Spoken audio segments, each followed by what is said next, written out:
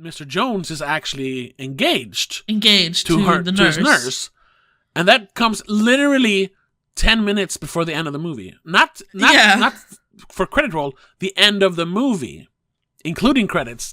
So it's like 8 minutes left of the movie, and that's when she's like, everything's falling apart, and he's like, well, she married someone else, so I can be with you. Yeah, I guess you can kind of count that the fact when Mr. What did we say his name was? Mr. Yardley. Yardley, yeah. When he starts suspecting her of being in love with Jefferson. During the dance the night before. Yeah. That's where it starts. And the baby gets kidnapped. Yeah. And then it's... We didn't do spoiler warnings for this movie, but come on. Once again, it's from almost the 40s. 80 years old, so whatever. I would count that as a low point for everyone, not just her. Yeah, I guess. Because that's when it starts getting messy. True. Ooh. There is actually a colorized version. Ooh. It says, also available in a computer colorized version, whatever that is. Anyway. The only reason I'd like color is because I want to see the green tree and I want to see the red bows and all that stuff. It's nice. However, I love color. There is I have I have it in my other room.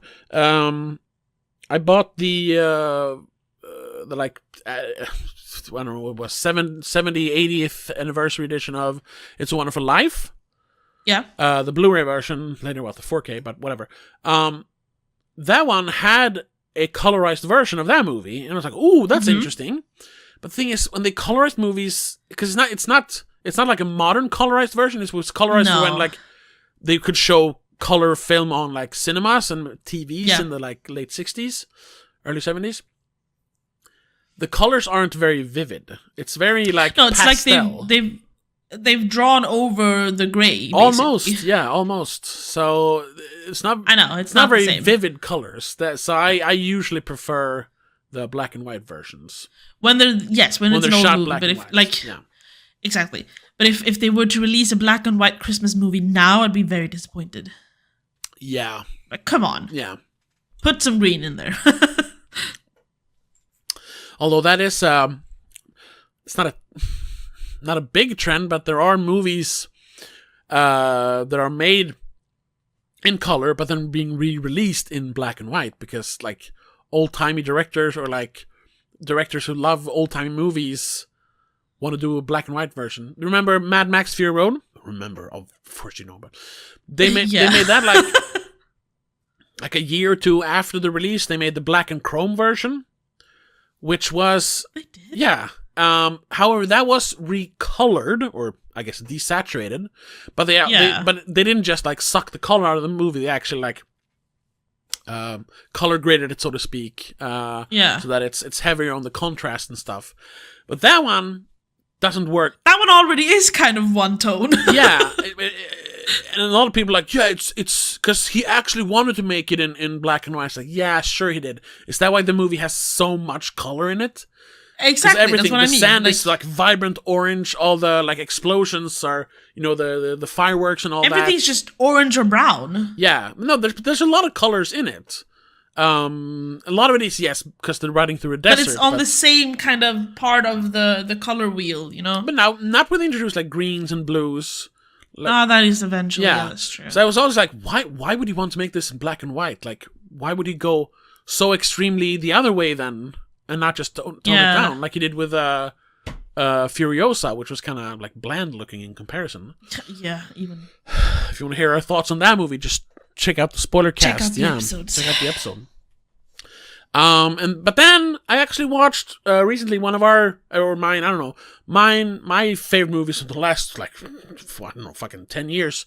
Godzilla -1. Oh yes, was re-released as Godzilla -1 minus color. Did you watch that? Ooh, no. Kind of to like it was actually released on the 70th anniversary of the original. Okay, yeah, so to mimic that one, I guess. And that one actually, honor that one. That one actually looks great in black and white. That one works. Well, I can imagine because that one doesn't have super bright colors in general. No, and it takes except for the explosions and the ocean scenes. That's about it, right? Yeah, But also that it takes place in the 40s when movies were black and white. Yes. And yeah, Godzilla was originally a black and white movie. So then that made more sense. Exactly. But then I think, I haven't watched it, I think there's an official black and white version of Parasite for some reason. I mean, again, that could work because that movie doesn't have too many bright colors. It doesn't rely on the coloring that much. But what's the point? Is what I'm wondering. There's no point to it. Is it like, because the very like harsh like black and white, the upper class, the lower class. I don't know if that's what they were going for. I don't know. I just know that there was an official version of the movie that was black and white. I mean, I can see how it could work. I don't think because there's a lot of striking like shapes and angles in that movie. Yeah, which could work with black and white, but I don't see the point of it. It's a style choice, I guess. Yeah.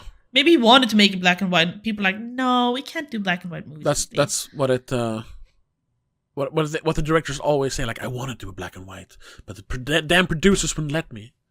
Yeah. There's a review for it where they say, a Parasite black and white version, a sophisticated twist on a modern masterpiece. Twist. Yep. They just change the colors, whatever. Check our episode on that one. Yeah, done that too. I don't know, man. Another one, and I guess in modern times kind of started that trend back in 2006 or whatever. The Mist. Remember The Mist with Thomas Jane? Yeah. That one, when it was released on DVD, they did a black and white version because he said that originally he wanted to make it black and white because he wanted it to when he made the movie 2007 version, right? Yeah. He wanted to make it as like an old 50s like creature feature, like B movie. Yeah. Like, Them or The Blob or whatever. Yeah. But the movie doesn't at all have that style.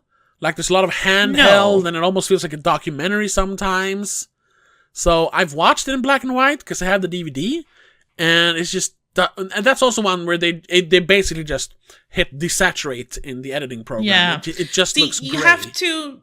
You have to when you make the movie in the first place, then you have to have a lot of contrast, starker contrast, things, yeah, exactly, to make it work. Yes, because just looking at the pictures of the mist, like when they're in the mist, that part in black and white would just be gray. It would be gray mush, yeah.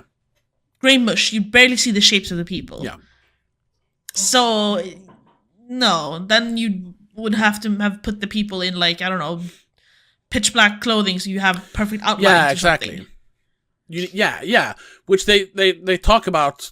Damn, this is an episode where we just do anything but talk about the movie. There's not a lot to say about Christmas in Connecticut. True. It's perfectly fine the way it is. Oh, yeah. Hell, watch it if you want to. Like, it's a bit of a... If you want to watch an old-timey Christmas movie, go for it. It has the whole classic Christmas debacle issue, and then happy ending. And it actually takes place over Christmas. It starts it starts a couple of days before Christmas Eve, obviously. But the main is Christmas Eve and Christmas Day. Yeah, the only thing they don't do is, like, wrap presents and decorate the tree. They mention, but they don't actually do the stuff. Yeah. Christmas is the background. Yeah. It's just the setting. Exactly. You were saying something after we talked about the mist? Oh, shit. Yeah, what was I going to say? Because I said they would have to been in, like, dark black. Yes. There's, I think you've seen it, there's an old Tim Burton movie called Ed Wood, about the real life director Ed Wood. And that was shot in black and white because he made his movies in the late 40s and the 50s and early 60s even. Yeah. So it's shot in black and white. Ed Wood, that is. Yeah, yes. Ed Wood, yeah. To kind of mimic the style of the Ed Wood movies and 50s movies in general. Mm-hmm. And they make a joke about that when they're shooting his magnum opus, Plan 9 from Outer Space. The like original worst movie ever. And they're picking out clothes for one of the female leads, and she goes up to the cinematographer and says, like, which one do you like, the green or the red one? Which works best with the like, because they have to compensate for black and white. And they mentioned that, like, which looks best in black and white, the green one or the red one? He's like, lady, I'm colorblind, but the gray one looks good. It's like, oh! Because, the colors need to work in black and white. Exactly. Everyone can't just have like a brown shirt on, because then everyone is going to look gray. Yeah, you need to have different shades of everything because they pick up as different shades of gray. Then. Yeah. Or some... That movie has striking imagery when it comes to the shadows as well, which helps. Oh, yeah. You mean Ed Wood or Plan 9? Yes. No, Ed Wood. Yeah. Because that movie is made for black and white. Like, yes. Everyone are obviously dressed in clothes that kind of maybe looks weird in color, but works perfectly in black and white. Like, they would probably not go together if you put it in color, but it looks good. And that's what we're getting at. Just desaturizing a movie shot in color doesn't work. It's not the same, no. You need to consider the black and white before. Yeah.